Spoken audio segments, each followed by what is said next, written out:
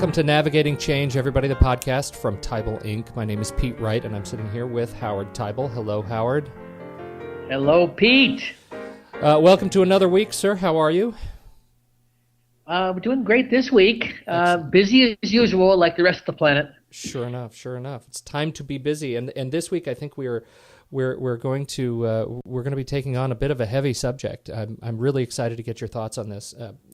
This stems from a conversation that you and I have had over the last year or so, which is how to help managers and project managers deal with one rather sneaky and insidious issue, and that is this: if you are leading a team, you are probably not aware of what is not going well on your team. What does that mean? Well, it's so interesting because I'd say if you polled 3/4 of the project managers, they got their hands so full that there is I can't deal with one more piece of bad news. So there's an element where I think on the management side, we don't necessarily encourage people to share bad news. That somehow, I think what's happened in the workforce is we've got it into our heads that if we encourage people to share what's really going on, that it won't translate into action, that it will translate into complaints. And instead, what we have is chronic complaining, in many groups, cross organizations. So whatever peer group you're in, if you're senior management, you're chronically complaining about the people above you and below you. If you're middle management, you're chronically complaining about people above you and below you. And, it's not 100%, but when that does happen, that in itself is insidious. And that happens because people are not taking a direct view of this issue of bad news. What does it mean if you're leading people, to say to them, I'm going to not only tell you it's okay, I need you to tell me when something's not working.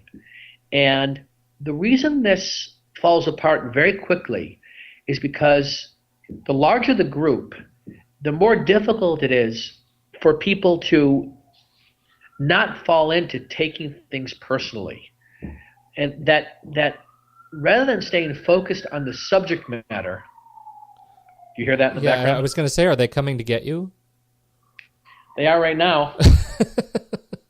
Well, I think it's the subject matter, Pete. I think it may be. Let's keep going. I do. I have a question about what you're talking about, so we'll take this time for me to gracefully interrupt you. What we're talking about here, the kinds of issues that people usually fear sort of elevating to the surface and actually talking about,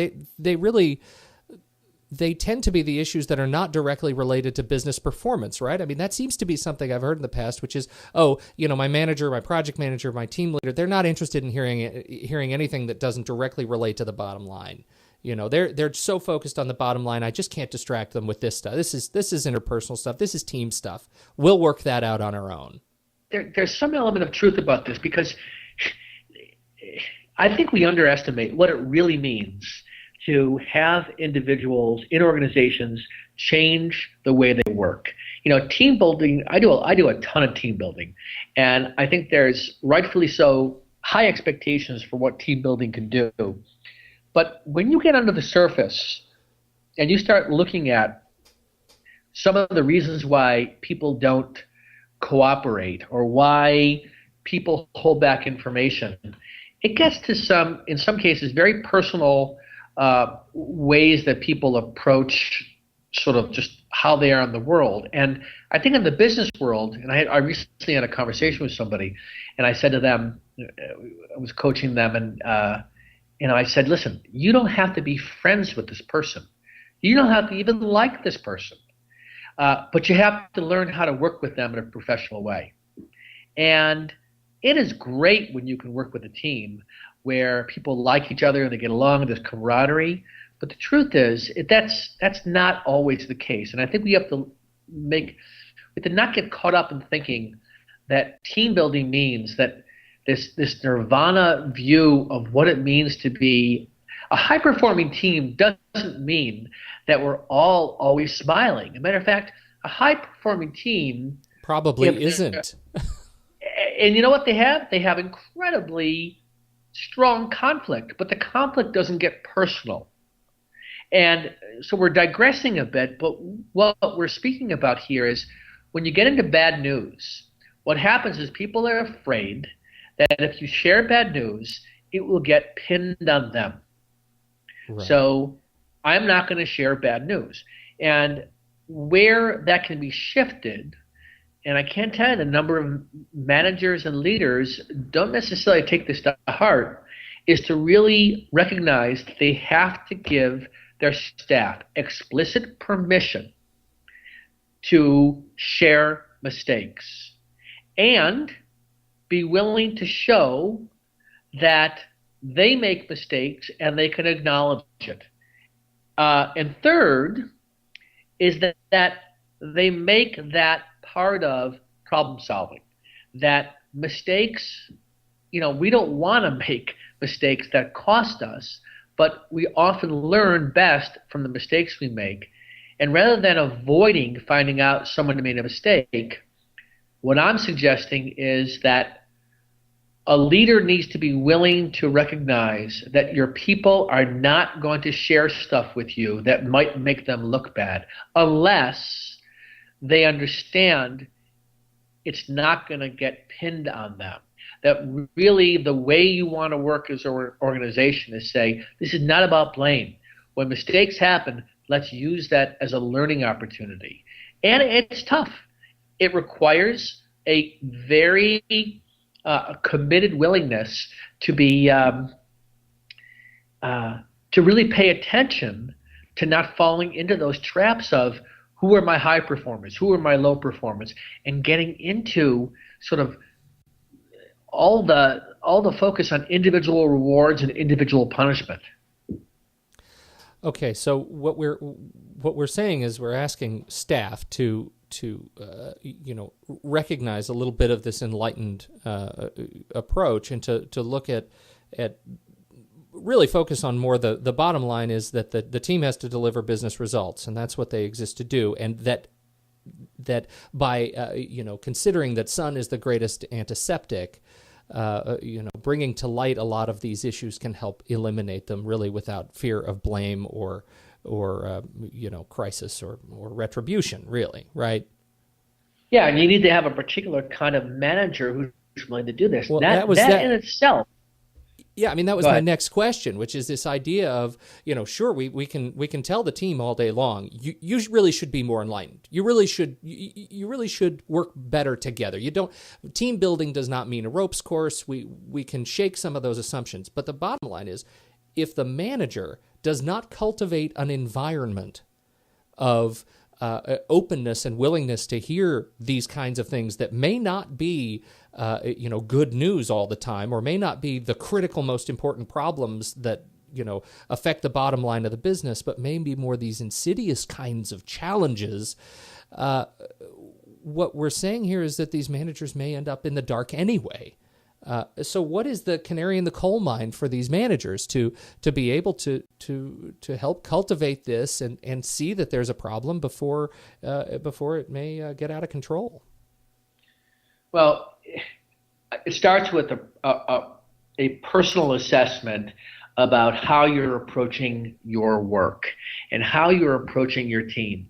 And are you truly cultivating a sense among your team that this is about us succeeding as a team, and we're in this together, and this is about the work and not about the individuals.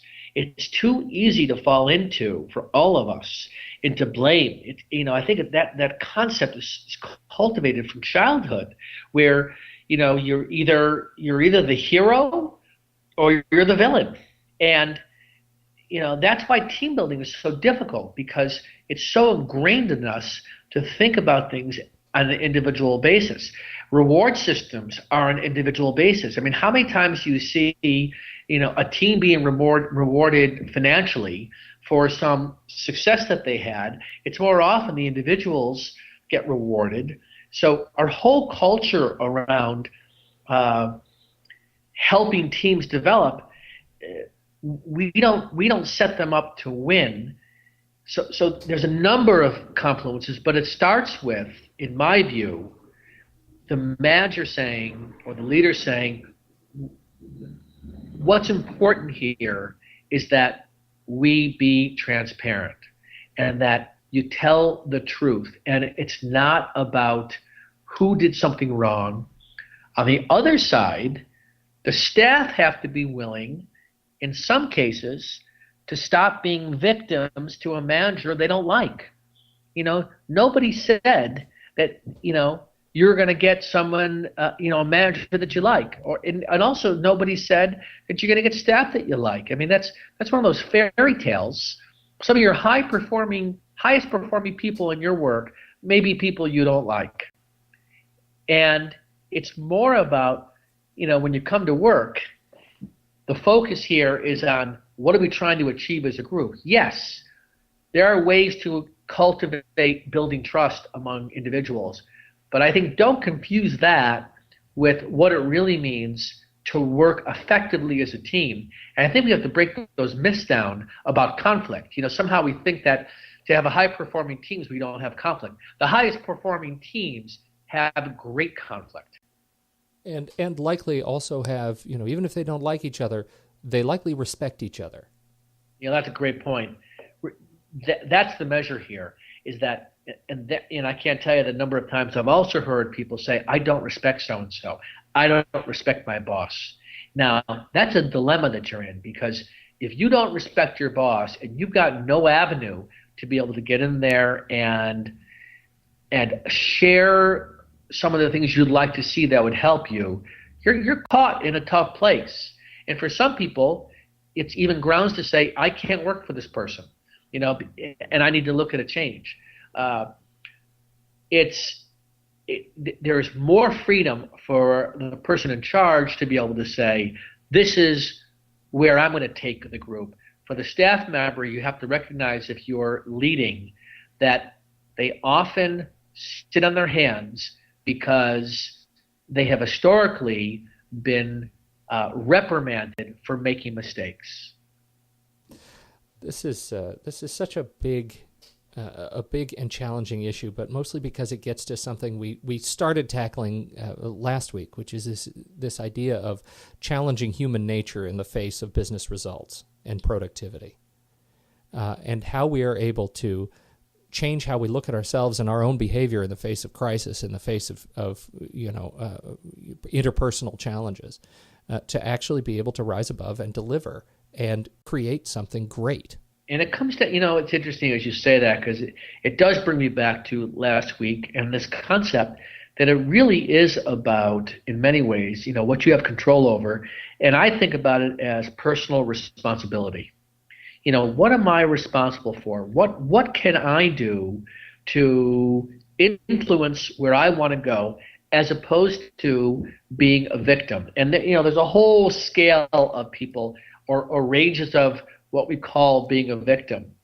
But even those of us who are high performing, we got to catch ourselves to not fall into the trap of saying, the reason it didn't work out is because so-and-so didn't do it. When I'm doing a project, if something doesn't work out for the client, I do have to ask myself, even though I can point to something outside of my group, I still have to say to myself, how was I responsible for this? Not as a way to blame myself, but to not become like we were victimized somehow. Because I think that is such a killer in terms of being able to navigate through a problem where people start covering their you-know-whats because something bad is happening.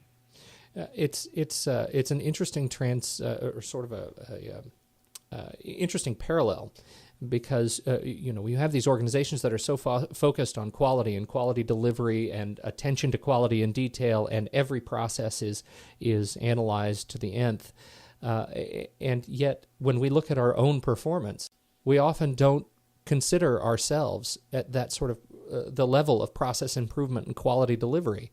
I think that's a fascinating parallel. If the pieces are not operating at that level of efficiency and that level of introspection on their own work, what did I do today that I could have done better, or I will do better tomorrow? How then is the project you're working on, or the streamlined organization, going to be any better than the sum of its parts? That's right. That's right. And a great team has that attitude that everybody sort of takes responsibility, not just for their own piece, but they also take responsibility for the whole. This is a great topic, Howard. I have a feeling we're going to be talking more about this, and I think you have brought up a couple of key points related specifically to team maturity and communication that I can guarantee you we will be taking on in future episodes. Excellent. So thank you again, sir, for your time. It is always a pleasure talking with you. And, on behalf of Howard Teibel, my name is Pete Wright. Thank you so much for downloading. We will catch you again next week on Navigating Change from Teibel Inc.